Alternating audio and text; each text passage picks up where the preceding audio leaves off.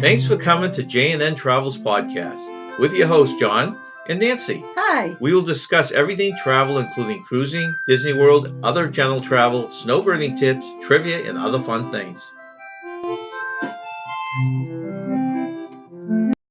I would like to make a special announcement. Most of the comments that we have received are that the majority of listeners prefer an audio podcast opposed to one with a lot of video. The main reasons given are that they like to listen when doing house chores, driving, or walking, which makes a lot of sense. Starting with this podcast, we will be moving over to mainly an audio version. Please put any comments below or email us at j&ntravels@yahoo.com. As everyone knows, Nancy, we like to start our podcast out with some trivia. So today you have 3 general trivia questions for us. What are they, Nancy? Number 1, in what country did the first Starbucks open outside of North America? In what country did the first Starbucks open outside of North America? I have no idea on that. Okay. Number 2, where were the Declaration of Independence, the Constitution, and the Bill of Rights stored during World War II? Where were the Declaration of Independence, the Constitution, and the Bill of Rights stored during World War II? She's another one I'm stumped with. And your last one? Pocahontas was baptized and given what English name? I know this one. I was thought it was Pocahontas. I don't know. Okay. Pocahontas actually means playful one. Oh, really? Okay.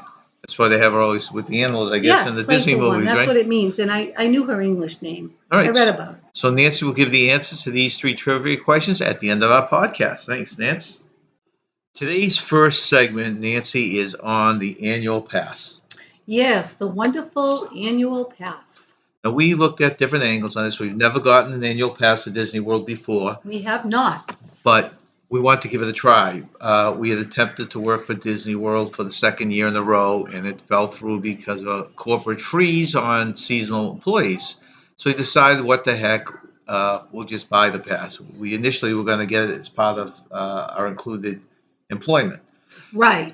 But we decided to get it because we're here a month longer, so it was well worth to get it. Yeah, this is a year. We're down here in Florida for 4 months. This is a year to get an experiment. So let's go through the different things. I guess the cost would be the first thing. This is what scared us away every year. The cost was about $1,500 for an out-of-state annual pass. Per person. Per person, right. So what we needed to do was, we figured, using the math, we would have to go to the parks at least 12 times to break even. So if you go to the parks, 3 times a week, you could do that in 1 month. But most people aren't going to go 3 times a week on an annual pass. So it spreads out. So 4 months worked for us. Oh, it definitely worked for us, yes. Now, we paid for it in the first month, but the problem is we had to go quite a bit. We were going 3 times a week, like I said, Right. taken away from other things down here in And Florida. for those who don't know, it does include parking, and parking is $35 a day, or 30, I'm sorry. Yeah, parking's 30 a day, and so if you want to tack that on, the math we use for 12 days did not include the parking costs. The reason I didn't include that in our logic is because not everyone takes a car into the park every day. Some use public transportation. That's right. Some use Uber. So I figure that's a good thing to leave out when I'm telling people the cost of an annual pass and how many times you have to go in.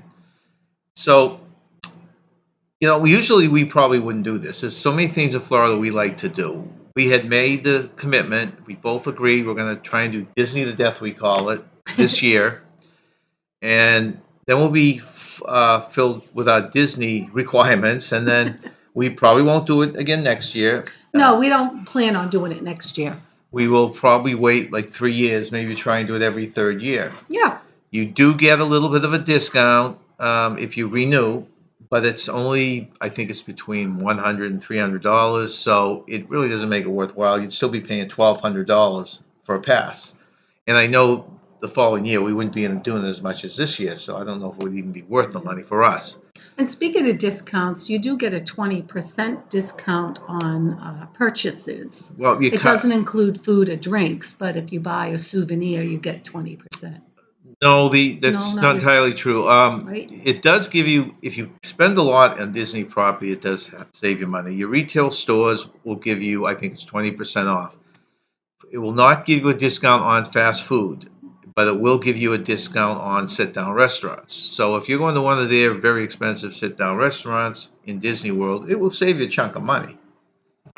We haven't used it for that. We have used a little bit for merchandise and souvenir type of things. I think it also might go towards stuff like, if you rent the boats or stuff like that. I'm not really 100% sure how that works because we never Okay. looked into it. But make sure you check into all the aspects of the pass before buying it to see if it's right for you. Now, we went in a lot. Were we bored? Did we go into the parks and we saw the rides? Some of our favorite rides we've already seen half a dozen times. Were we bored? No. No. Well, because Why? they have the Festival of the Arts at Epcot, and we're here for the Garden and Rock Festival. And so hitting two festivals was a bonus. All right, and let's start there. You come in here, you do your attractions. If you take the attractions out of the picture, what is the big benefit of the pass? If you're not going to go in and just do the attractions all day. As Nancy mentioned, we've got two very fun festivals that the Festival of the Arts we already completed, and the Flower and Garden is still going on as we do this podcast. Yeah, I think it ends May 7th. Right. So that's a lot of stuff. We've gone It is. into Epcot probably every other time we've gone to a park just because of the festivals. Exactly. And we will talk about the festivals on a separate podcast. But the festivals have a lot of their own activities that you would not expect during a normal day. So that's one big thing. There's the festivals. The other big thing, which we haven't totally done yet, is you could just pop into a park and do the fireworks at night. Yep. In Magic Kingdom, or you can pop into Epcot and do like you had mentioned concerts or the fireworks show there, or you can pop into the studios and just catch Phantasmic without doing all the rides. Just go in, do that, and leave type of thing.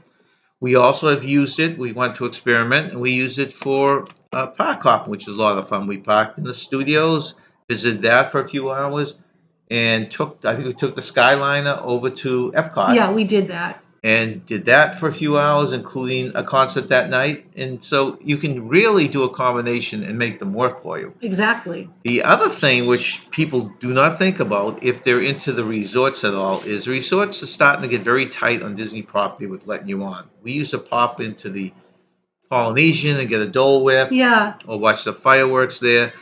This year we went over to the Grand Floridian to look at the eggs. Yeah, the chocolate eggs they have. Easter eggs. And the problem with that, they wouldn't let us into Grand Floridian. They wouldn't let us in the Polynesian. Having the pass, we were able to just go over to the Magic Kingdom parking lot, saved us $30. We parked there. We jumped on the monorail and took it over to the Grand Floridian. Yeah. So you can use it for that type of activity too. So those are huge benefits. For some reason, even though this is the off season, wouldn't you say the parks just were never empty? They were always full.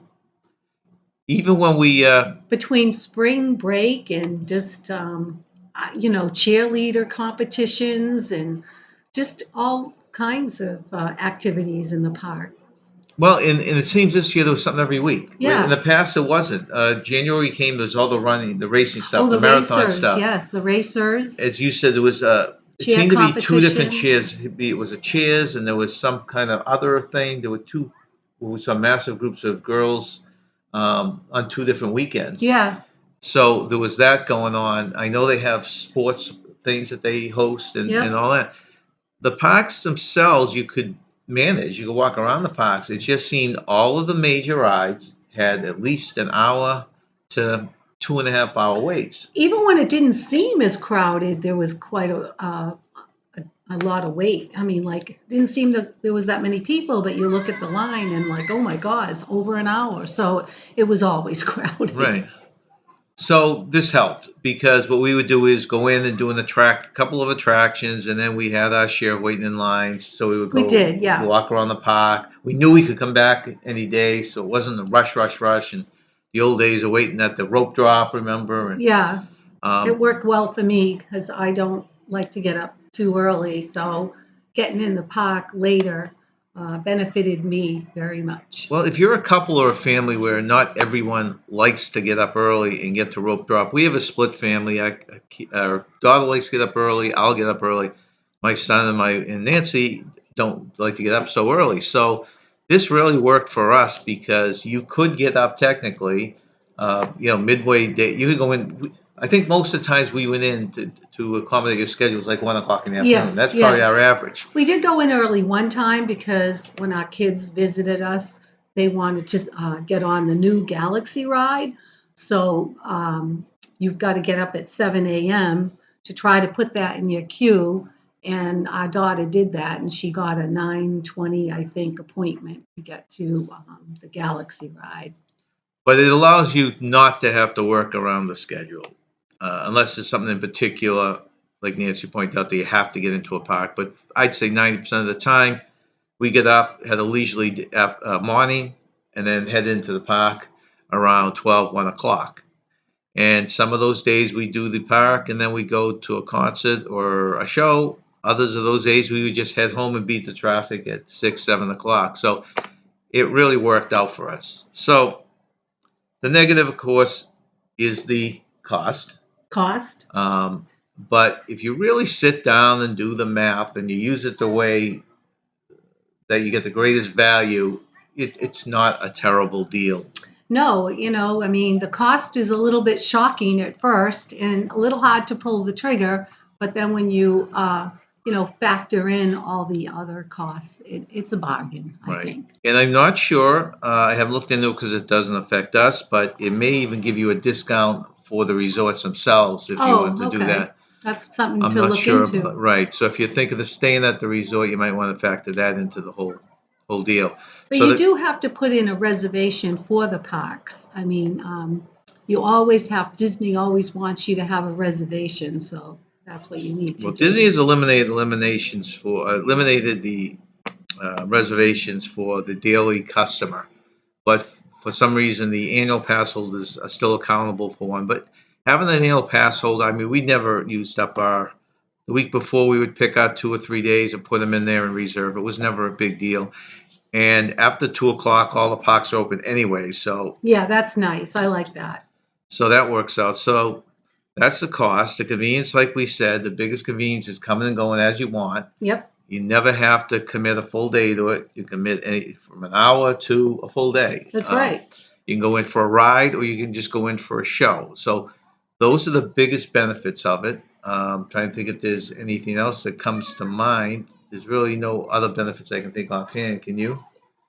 No, I think you covered everything. Okay, so in summary, we absolutely enjoyed our annual pass, and we will do it again. First, we said it's a one-time only.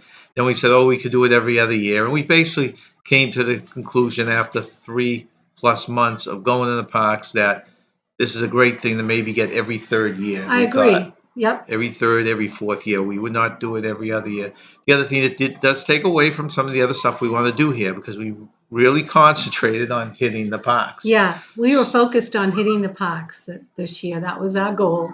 But Florida is a beautiful state. Orlando's a great city to be in, and there's a lot to do around here that we put on hold for this year. Right. And that's what we determined. It doesn't bother us because we said just make it a better, more of a novelty next year to do some of the stuff we wanted to do this year because we put that stuff on hold.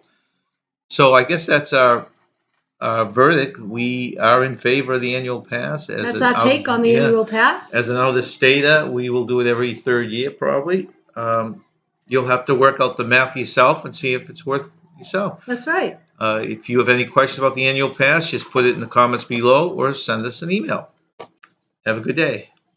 Today's fun facts are about beignets. Now, beignets are the donut, fried dough type things, I guess you'd call them, that we discovered were being sold over at the Port Orleans on Disney property. We had been there a couple times, once with our children, or were they both times with our children? I can't remember now. But they're very tasty, and Nancy has dug up 5 fun facts about beignets. Okay, number 1. Unlike most donuts, beignets are square. In this case, the ones on Disney were Mickey Mouse, but Of course they were shaped like Mickey Mouse. Number 2, beignets are usually fried in oils that have a high smoke point. Fewer fires happen because of this. Number 3, beignets are most often served with a thick dusting of powdered sugar. Try not to wear black clothing. Yeah, that happened to me once. My shorts were dark, and boy, they looked white. Number 4, the two pastry qualities of this dessert make for the fluffy center. No yeast rises with steam. Interesting. Yeah. Okay. And number 5, beignets are traditionally enjoyed with hot coffee called café au lait, a French phrase meaning coffee with milk. Those are fun facts. Can't wait to get another one of these. Follow John and Nancy from j&ntravels as they snowbird in Florida for the winter months. Snowbird tip.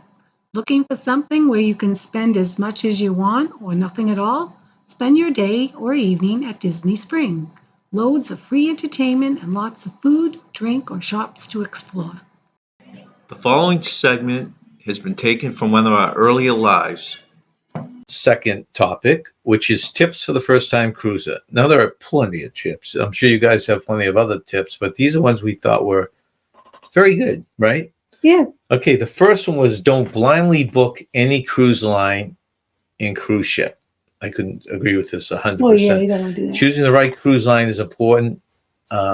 Is as important as choosing the right ship. So we have our favorite lines, but there are favorite ships, like probably of the 3 big ones. Carnival's third on our list, but there are some ships that I really like on Carnival. Well, our son had a negative experience, so we told him it wasn't the greatest ship. But he was on his honeymoon, and him being only 27 years old, they rolled up the carpets at 9 o'clock. You couldn't get in. Well, you didn't say the ship. It was Royal Caribbean. I didn't say the ship. No, it was Radiance, right? We go on Royal Caribbean. We love Royal Caribbean, the biggest ships. And I love the cruise line. It's that and NCL are 2 favorites. But like Nancy said, they went on an older one, a smaller one. Yes, and he was trying to convince his wife that cruising isn't like this, that he's been on many cruise ships. And this is not one of the best ones because usually you can get food after 9 o'clock. And he said there was a lot of older people, so not many people his age, and everything shut down and the entertainment wasn't that great. But on a positive note, my son won all the games and came home with lots of medals. He's athletic.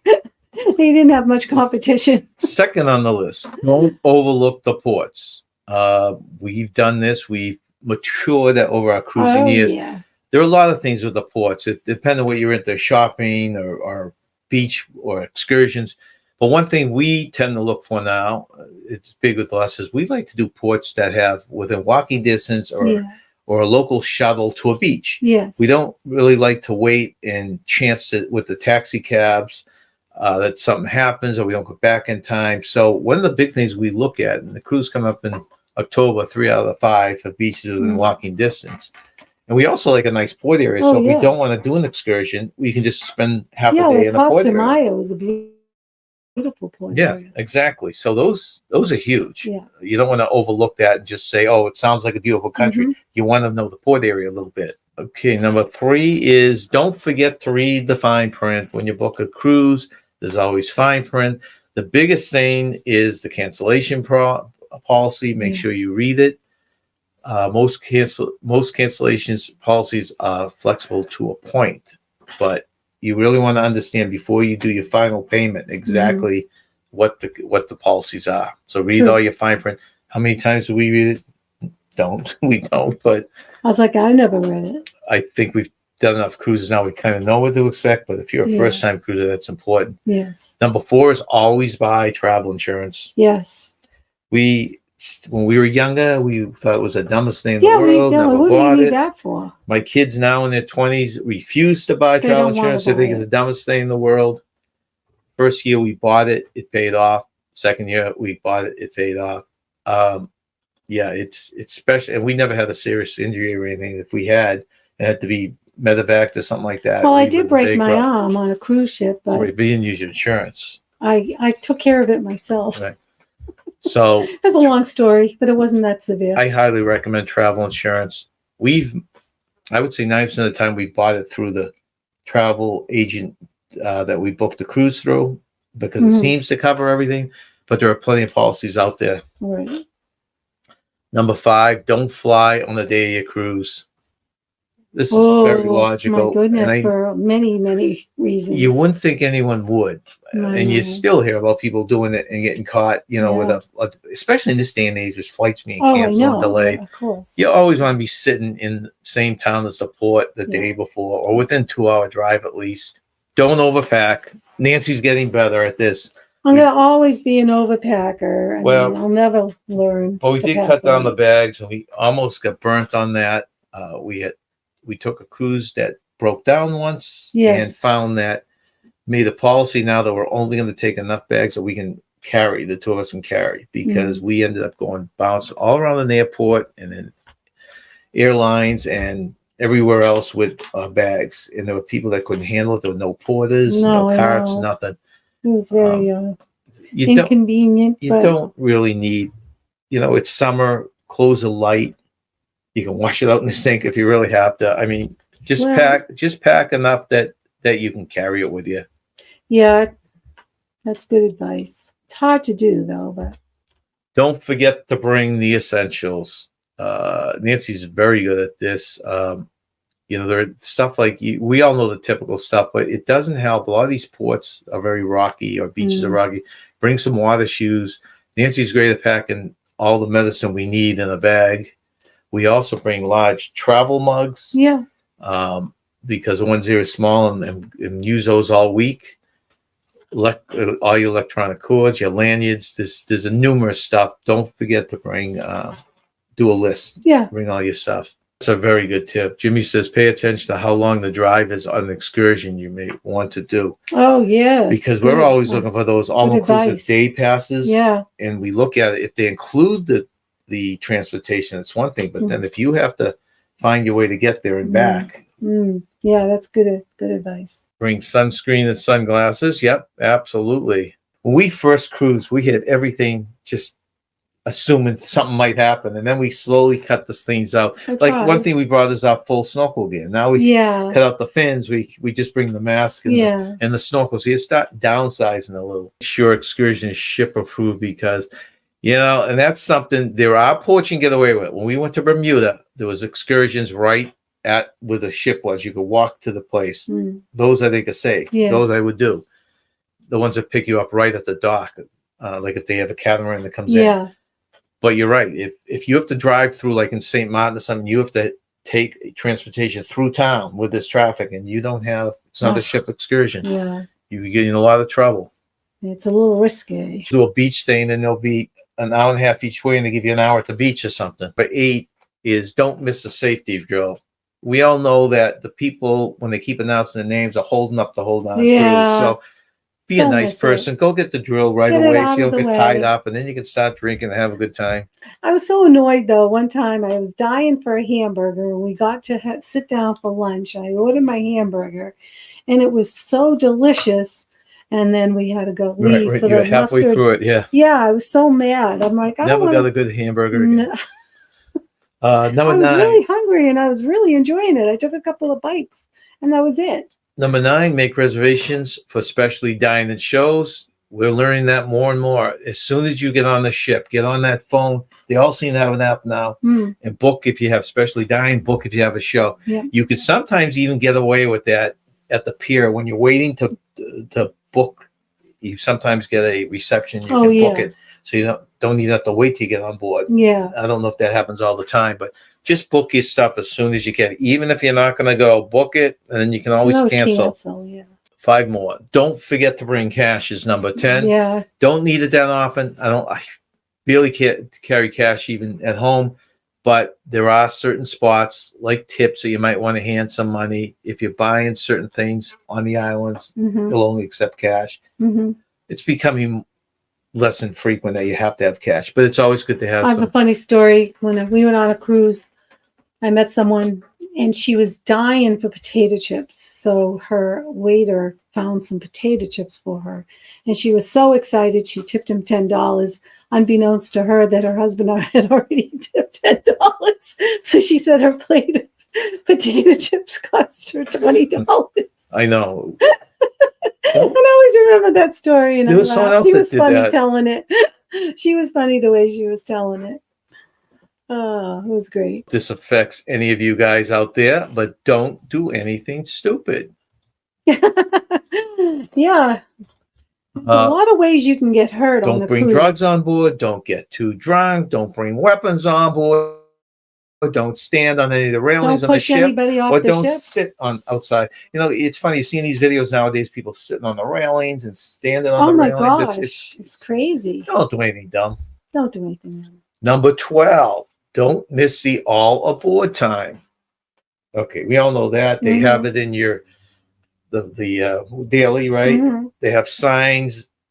Sometimes the island time is a little different than the ship time. Get all your facts straight and just be back when they on, or you'll become those peer runners that we talked about earlier. 13 out of 15. Don't be shy in the dining room. Now this has changed a little. This is tweaked. It used to be you could try everything on the menu. I know. Now most cruise lines that I know of charge after the second entree. Yes. But don't let that stop you, even with the 2 entrees. If Nancy gets 2 entrees and I get 2 entrees and we can try each other's entrees, there isn't usually that much on them. The portions aren't that big. No, they're not. And I think appetizers are still unlimited. So don't be shy. Yeah. Order it. Go for it. Yeah. Try it. If you like it, you can order more. Right. You just don't want to order 2 entrees. My record of 10 lobster tails will probably never be beaten now with the charge after the second one. I got a great picture of him with his lobster tails in front of him. That's the only time he actually smiled. Okay, number 14, Nance. Don't forget to check your daily bill. Your daily bill, yeah. So you get on your TV set. Don't forget to check under the bed. No, that's probably important too when you leave. Yeah. But you get your bills, your expenses and bills are constantly popping up on your TV. Yeah. I usually keep tabs on that, and we have noticed for some reason they'll have stuff there that we didn't order. Or yeah, there was a couple of discrepancies on previous cruises. So the easiest way to keep track is check every day. Yes, that's the best way to do it. Flick it on and check. Yeah. Very important for especially a first timer. The rest of us probably know that. Yeah. And the last one that we have, there are plenty more, but the last one we had on our list was check the daily cruise planner. That is the paper copy that they used to give out. And then they reneged on it to save money. And now I think most of them are giving it, using it again. I take a highlighter with us. We take it on it, and each night when we get it, we sit down and we just highlight. Yeah, so read your dailies. Yeah, the trivia, the shows, whatever we're going to do the next day. Yeah. That way we don't miss anything. Right. And we carry that, we stick that in the backpack You're and paying carry it good around money us. for these cruises, you don't want to miss out. You want to be able to see and do everything you want to do. Right. That's the last. So if you miss a port, make sure the crediting you. Actually, that was very valuable. Right. A lot of people don't realize it, but if you don't go to a port, they will give you I think it's onboard credit. They'll credit your account. Right. For whatever the cost was to stop at that port. So you want to make sure you got that. And some of them will not do it. In fact, there was one cruise line that actually told you that you have to go up to and tell them about it. They won't even credit. They don't do it automatically. Yeah, if you don't speak up, you lose. So just remember to bring your car keys home. Excellent. And that goes with your check under the bed bit. We are now towards the end of our podcast, Nancy, and it's time for you to give your trivia answers. So okay. Number 1, in what country did the first Starbucks open outside of North America? What country did first Starbucks open outside of North America? I was going to say Seattle, which is not another country, so I have no idea. I was going to say Germany, but anyways, it's Japan. Japan. The answer is Japan. Wouldn't have guessed that. Another gift. Okay. Number 2, where were the Declaration of Independence, the Constitution, and the Bill of Rights stored during World War II? I have no idea. How about you? No, it's got to be a very safe place, but I have no clue. Well, it is a very safe place. It's Fort Knox. Okay. Makes sense. It makes sense, but I never would have thought of that. And number 3, Pocahontas was baptized and given what English name? Again, no idea. I thought she was Pocahontas from the beginning to the end. Her English name is Rebecca, was Rebecca. Is that a translation of Pocahontas? No, Pocahontas means playful one. I don't know why they chose Rebecca. Interesting. Well, thank you very much, Nance. One of our newest features on our podcast is we take a viewer or a listener question and answer. It can be personal, it can be general, it can be about travel. And if we have a question in our mailbox, our email address is j&ntravels@yahoo.com. or you can even throw one in the comments below. But today's question was sent to us. It's, what ship's pizza do we like the best?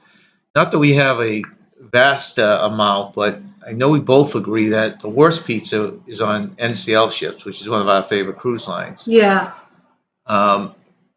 My favorite is, I've heard the two best cruise lines for pizza are MSC and Carnival. No, we have not ridden on MSC, so I can't talk about that. But my favorite, I should say, my favorite pizza was on the Carnival Horizon. Yeah, I really enjoyed the pizza on the Carnival Horizon. It was delicious. So is that your favorite also? Yes, I agree. Okay. It was very good. I enjoyed the pepperoni. That was my favorite. When we were talking about this, you said it was close to the one on the Oasis I ship, really right? like Oasis Pizza at the Sorrento. That was good too. But I think Carnival had a little bit of an edge over. I agree. So we both agree that it is on the, what's the name of that pizza place? You remember the name on Horizon? Capitan's Pizza? Capitan's Pizza? I think so. I'm not 100% sure, but. Okay. If you have any questions, you can email us at j&ntravels@yahoo.com or put a question in the comments. Thank you.